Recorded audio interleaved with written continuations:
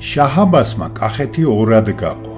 მისი დასავლეთ ნახევარი ქართლში დასმულ ბაგრატ-ხანს შეაბარა, ხოლო აღმოსავლეთ ნაწილი განჯის ბეგლარბეგ ფეიქარ-ხან ყაჯარს, რომელსაც შაჰისგან დაევალა დაცარიელებულ კახეთში ყიზილბაშ თურქმანული ტომების ჩასახლება.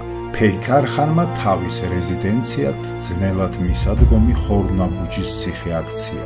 მაშინ მდიდარი კახეთის მთავარი სიმდიდრე მისი მიწათმოქმედების მაღალი კულტურის მქონე გლეხობა იყო.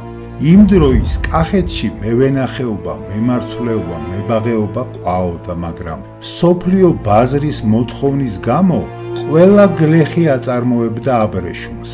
ირანის შაჰი აბას პირველი კი თვითონ იყო ირანში აბრეშუმით ვაჭრობის მონოპოლისტი და კახეთის განადგურებით მან ერთ-ერთი აბრეშუმის მწარმოებელი სამეფო ჩამოიცილა როგორც კონკურენტი.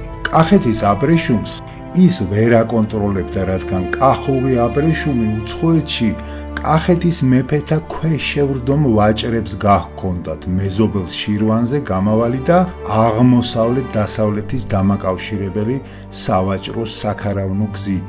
კახეთის მოთხრით შაჰმა მისი მეაბრეშუმე გლეხობა ჩაიგდო ხელში.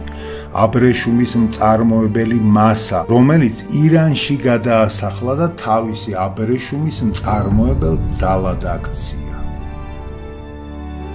გვიყურეთ 28 სექტემბრიდან ყოველი თვის 28 რიცხვში.